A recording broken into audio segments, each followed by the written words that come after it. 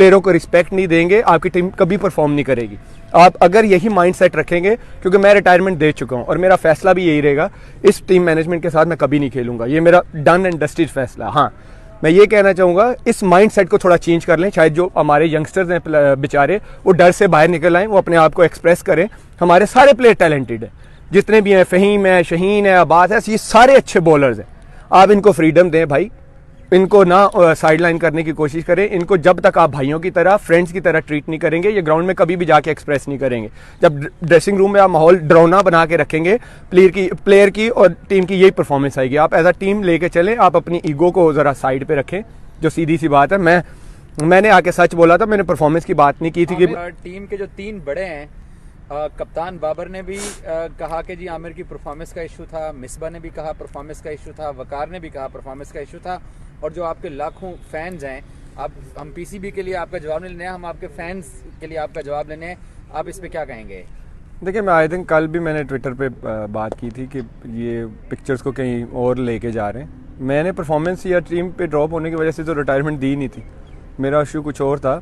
जैसे I think कल विकी भाई ने मेरी बात का जवाब खुद ही दे दिया। उन्होंने कहा कि जी आमिर के बयानात से मुझे बहुत दुख हुआ है, तो मैं उनको बताना चाहूँगा, बल्कि मुझे खुशी हुई है कि उनको ये एहसास हुआ कि किसी के गलत या जो भी बयानात होते हैं वो किसी को तकलीफ़ दे सकते हैं। तो मेरे तो गलत नहीं थे, मैंने तो सच बोला, तो उनको तकलीफ़ हुई है। लेकिन जब से ऑस्ट्रेलिया सीरीज़, टेस्ट सीरीज़ ख़त्म हुई थी, अगर आप सबको याद हो, तो कभी वो कह रहे हैं डिच कर गया, कभी कह रहे हैं कि जी टेस्ट क्रिकेट उसने वर्कलोड की वजह से नहीं छोड़ी, वो तो खेलना ही नहीं चाहता। तो ये बयानात पीछे जो थे, जो मुझे दुख दे रहे थे, जो मुझे मेंटली अपसेट कर रहे थे।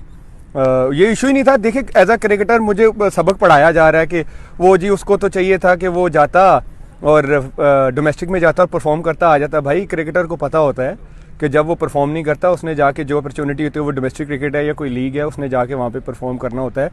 और सब्र का पैमाना मेरे से बेहतर कोई नहीं जानता। मैं 5 साल क्रिकेट नहीं खेला था, 2010 से 2015 तक, जब मुझे पता था कि मैं बॉल को भी हाथ नहीं लगा सकता था। तो तब मैंने हिम्मत नहीं हारी। ये सीन कुछ और था कि मैं परफॉर्मेंस की वजह से मुझे ड्रॉप किया और मैं हिम्मत हार गया और मैं जो है मैं क्रिकेट छोड़ रहा हूँ। ऐसा नहीं होता। यहाँ पे कितने लेजेंड्स हैं जिनके 15-15, 20-20 कमबैक हुए पाकिस्तान क्रिकेट में।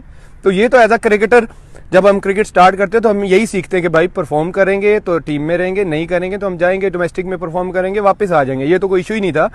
इशू ये था परफॉर्मेंस की। अगर बात करते हैं फिर कि जी परफॉर्मेंस का इशू था, तो फिर मुझे ये बता दें, जब मैं बांग्लादेश लीग में खेल रहा था और मैंने 21 आउट किए थे, तो अगले दिन टीम अनाउंस होती है और मैं टीम में नहीं था और मुझे पता भी नहीं था। और अगर कह रहे हैं वो पर्सनल नहीं था, तो मेरे से बात करनी चाहिए थी, मुझे बताना चाहिए था कि भाई मुझे क्यों ड्रॉप किया। मुझे तो नहीं पता था, मैं टीम से ड्रॉप था। और मैं तो परफॉर्मेंस को तो ये खुद लेके आ रहे हैं और मैं परफॉर्मेंस को डिस्कस कर रहा हूँ, तो मुझे तो नहीं बताया गया था। दूसरा ये है कि परफॉर्मेंस की बात मुझे नहीं समझ आती कि 3-4 मैचेस या 5 मैचेस पे कहते हैं परफॉर्मेंस नहीं थी, तो फिर तो इस तरह के बहुत सारे जिनको एक मैच पे पाकिस्तान खिला दिया गया। अब बेचारों उनके साथ भी ज्यादती है, टू बी ऑनेस्ट, कि एक मैच पे आप पाकिस्तान खिला देते हैं और उसके बाद अगर वो 2 मैचों में ना करे तो वो कहते हैं कि जी खुदा हाफिज़, घर जाएं। तो ऐसा होना नहीं चाहिए। बाकी एज अ क्रिकेटर मुझे पता है कि भाई मैं परफॉर्म करूँगा तो वापस आ जाऊँगा, ये नहीं था। दूसरा, पर्सनल नहीं था। तो फिर जब स्टेटमेंट्स आती हैं, जी हमने उन्हीं को प्रेफर किया जो तीनों फॉर्मेट के लिए अवेलेबल हैं, हमने उन्हीं को सेंट्रल कॉन्ट्रैक्ट दिया जिन्होंने रेड बॉल खेलनी है। तो ये फिर क्या था?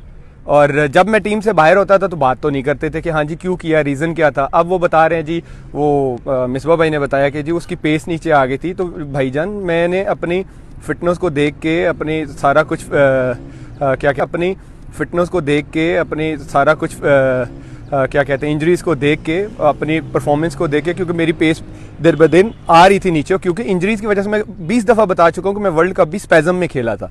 और अगर आप अब रिसेंटली देखें, जब आपकी बॉडी रिकवर होती है, फ्रेश माइंड से खेलते हैं। मैं श्रीलंका में जाके मैंने 145 पे भी बॉलिंग की है।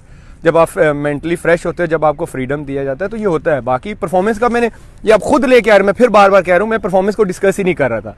क्रिकेटर ठीक है, आप बाहर होते हो, अंदर आते हो। बहुत सारे यूनुस भाई कितनी दफ़ा बाहर हुए, उन्होंने कम बैक किया। आज हम उनको लेजेंड्स कहते हैं, क्योंकि ये क्रिकेटर का हिस्सा होता है कि उसने बाहर होना है, वो मेहनत करता है, जाके कम बैक करता है। और यूनुस भाई, शाहिद भाई, यूसुफ भाई, कितने लोगों के कम बैक्स हुए। तो इसमें मुझे ये नहीं था कि भाई कि मैं परफॉर्मेंस से बाहर हुआ, ओहो मुझे टीम से बाहर किया तो अब तो मेरा कुछ नहीं होने वाला। ऐसा नहीं होता भाई। मैं 5 साल क्रिकेट नहीं खेला, मैंने तब सब्र रखा था, तो अब मुझे पता था कि मैं क्रिकेट खेल रहा हूँ और मैं कम बैक कर सकता हूँ। आप यहाँ पे एक मैच पे पाकिस्तान खिला सकते हैं लड़कों को, तो यहाँ तो कुछ भी हो सकता है। फिर मैं तो, मुझे अल्लाह ने इतनी स्किल्स दी हैं, मुझे अपने आप पे इतना बिलीव है कि मैं कर सकता हूँ और मैं परफॉर्म करके वापस आ सकता था। ये इशू ही नहीं था। इशू ये था जब आप सेंट्रल कॉन्ट्रैक्ट से बाहर करते हैं तो आप कहते हैं जी हमने तो उन्हीं को रखना है, तीनों फॉर्मेट खेलने वालों को जो पाकिस्तान को अवेलेबल है, तो आपने तो एक एक फॉर्मेट वालों को दिया सेंट्रल कॉन्ट्रैक्ट। मैं तब भी नहीं बोला। फिर आपने बोला जी हम टूर पे उनको लेके जा रहे हैं जो तीनों फॉर्मेट में हमें अवेलेबल हो। अच्छा जी, मैं तब भी नहीं बोला। फिर आप जब मैं लीग खेलने जाता हूँ, जब मुझे मेरे पास जो अपॉर्चुनिटी होती है कि मैं चलो मैं कहता हूँ कि यार मैं वहाँ पे जाके परफॉर्म करता हूँ, तो वही अपॉर्चुनिटी है कि मैं परफॉर्म करूँ, मैं टीम में वापस आ जाऊँ। वहाँ पे आपसे सहाफ़ी कोई सवाल करता है किसी प्लेयर के वर्कलोड का, आप कहते हैं नहीं जी मोहम्मद आमिर ने तो वर्कलोड से नहीं छोड़ा, वो तो टेस्ट क्रिकेट खेलना ही नहीं चाहता। तो आपको कैसे पता कि भाई मैं नहीं खेलना चाहता? इसी तरह जिस तरह आप कह रहे हैं कि नो आमिर ने ये गलत बयान दे दिया, मुझे बड़ा दुख हुआ, तो मुझे भी बड़ा दुख हुआ था, मैं भी मेंटली अपसेट हुआ था। मेंटली टॉर्चर इसी को कहते हैं जब आप आहिस्ता आहिस्ता प्लेयर को जो है ना साइड लाइन करने की कोशिश करते हैं। मैं वो मेंटल टॉर्चर का मतलब था, और कोई ना परफॉर्मेंस का मुझे कोई इशू नहीं है भाई, मैं परफॉर्मेंस करता, मैं वापस आ जाता, कोई इशू नहीं। मैं कितनी दफ़ा मिकी के दौर में भी टीम से बाहर हुआ एशिया कप से, उसके बाद आया मैं डोमेस्टिक खेला, परफॉर्म किया, मैं साउथ अफ्रीका के टूर पे चला गया। इसका कोई इशू नहीं था। आप पिक्चर को कहीं और लेके जा रहे हैं। मैंने आके सच बताया था भाई मेंटली ये डिस्टर्ब कर रहे हैं, मैं इनके साथ नहीं खेल सकता, और मेरा स्टांस भी यही रहेगा जो इनका माइंड सेट है, इस माइंड सेट के साथ मैं नहीं खेल सकता। और दूसरा ये है कि आप पता नहीं कितने आपने तीनों की सुनी है, बाकी जो आपके दोनों कोचेज हैं इनकी आपस में ही नहीं बात बन रही। वो एक कहते हैं 150 की पेस से बॉल करने से कुछ नहीं होता, 20 आउट करने पड़ते हैं। बिल्कुल मेरा भी यही मानना है, 20 आउट करने पड़ते हैं। एक तरफ आपके हेड कोच कहते हैं वो नहीं, आमिर की 85 से 81 पे पेस आ गई थी, हमने इसलिए ड्रॉप कर दिया। तो पहले तो आपस में सही हो लें, फिर आमिर को सबक पढ़ाएं कि जी जाके डोमेस्टिक में परफॉर्म करते वो टीम में आ जाते। तो जो आपकी फिर परफॉर्मेंस है, आप पहले अपनी परफॉर्मेंस पे ध्यान दें, फिर आपको भी अपनी परफॉर्मेंस पे ध्यान देना चाहिए कि टीम के हालात क्या हो गए, टीम क्या थी और टीम कहाँ से कहाँ चली गई है। आपको भी अपनी परफॉर्मेंस पे ध्यान देना चाहिए। मुझे एज अ क्रिकेटर पता है कि मुझे क्या करना है। आप तो आके एक्सक्यूज़ दे रहे हैं, कोविड था, फलाना था, ढिमकाना था। तो कोविड तो सबके लिए, सारी टीमों के लिए, इंडिया के लिए भी है, इंडिया भी कोविड में खेला है।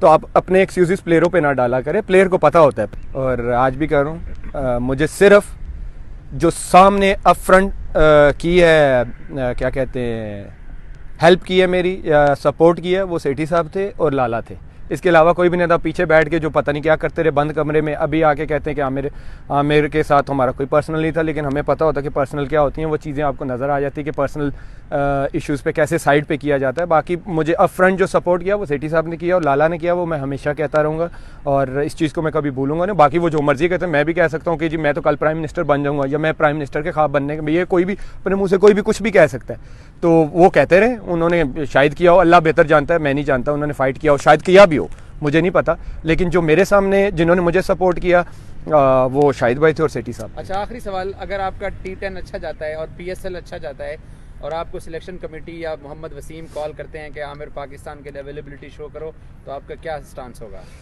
देखिए मेरा स्टांस सबसे पहले तो मैं क्लियर कर दूं, ना मैं बोर्ड के सिस्टम से बड़ा हूं, ना मैं क्रिकेट से बड़ा हूं। ये सबके माइंड में बात होनी चाहिए। लेकिन मैंने जो मैनेजमेंट के माइंडसेट की बात की है, ये मुझे नहीं लगता कि मैं एज अ क्रिकेटर इस मैनेजमेंट में आके मैं डिलीवर कर सकता हूँ। जब मुझे पता है कि मैं इस मैनेजमेंट के साथ या इस माइंडसेट के साथ डिलीवर नहीं कर सकता, तो मैं क्यों आके किसी लड़के की जगह मारूं या अपना टाइम भी वेस्ट करूं? क्योंकि जब आप एज अ क्रिकेटर, मैं बिलीव करता हूँ, आप किसी भी क्रिकेटर से पूछ लें, जब तक वो क्रिकेट को, ड्रेसिंग रूम को एंजॉय नहीं करता, उस माहौल को मेंटली फ्रेश नहीं होता, वो कभी डिलीवर नहीं कर सकता। आप जितने मर्जी प्लेयर उठा के देख लें, फॉर्म लगने ना लगने का मतलब क्या होता है कि वो मेंटली डाउन होता है।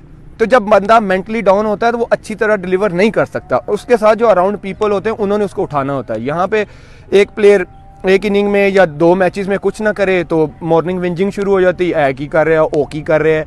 तो ये तरीके नहीं चलते। और ना आपने जैसे बोला कि मैं ना पाकिस्तान से बड़ा हूँ, ना मैं क्रिकेट से बड़ा हूँ, ना बोर्ड के सिस्टम से बड़ा हूँ, लेकिन मैंने जो माइंड सेट की बात की है, ये हमेशा मेरे यही स्टांस रहेगा, मैंने इस मैनेजमेंट के माइंड सेट के साथ मैं नहीं खेल सकता। साबित करें तो मेरा दिल और टीम के दरवाजे दोनों खुले हैं।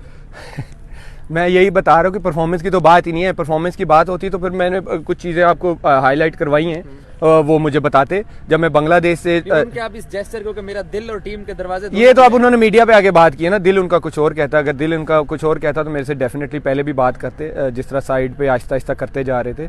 और दूसरा, मुझे नहीं लगता कि मैं खेल सकता हूँ, टू बी ऑनेस्ट। चीज़ें बहुत आगे निकल चुकी हैं। मैं ये नहीं कहता कि पीसीबी उनको निकाले, बिल्कुल उनका रखे। पीसीबी का एक सिस्टम है, उनको सिस्टम के तहत लेके आए। वो देखिए एज अ क्रिकेटर बहुत अच्छे थे, विकी भाई लेजेंड रहे हैं क्रिकेट में, मिसबा भाई बहुत अच्छे कप्तान रहे हैं, लेकिन जो माइंड सेट होता है ना मैनेजमेंट का प्लेयर्स के साथ, ये एक डिफरेंट कोचिंग है भाई, ये डिफरेंट एक एजुकेशन है। कि मैं भी आप कहूँ कि जी मुझे थोड़ी बहुत बॉलिंग आती है तो मैं फलाने बॉलर को सिखा सकता हूँ, मैं नहीं सिखा सकता। उसके लिए भाई जाके मुझे एक टेम्परामेंट, एक एजुकेशन लेनी पड़ेगी कि मैंने प्लेयर के साथ हैंडल कैसे करना है। तो ज़रूरी नहीं है कि एक अच्छा कोच है वो अच्छा मैनेजमेंट भी में भी जाके अच्छा डिलीवर करे, लेकिन मुझे नहीं लगता कि मैं इस माइंड सेट, जो इनका माइंड सेट है, इस माइंड सेट के साथ मैं खेल सकता हूँ। I don't think so. अच्छा, एक और चीज़ आमिर, पहले आपके ऊपर ये तासुर देने की कोशिश की गई कि ये लीग्स की वजह से पाकिस्तान नहीं खेलना चाहता। अब कल की 2 प्रेस कॉन्फ्रेंस से एक नया तासुर उभरा है कि आमिर एहसान फरामोश है। मिसबा कहता है मैं कप्तान था, मैं लाया। वकार कहता है मैं सिटी से लड़ा, मैं लाया था। अब ये तासुर दिया जा रहा है कि ये एहसान फरामोश है और हमारे ऊपर बातें कर रहा है। ये चले, वो बेचारे क्या पता किस सेंस में बात कर रहे हैं, लेकिन ये है कि मैंने पहले भी बात की है और आज भी कर रहा हूँ। मुझे सिर्फ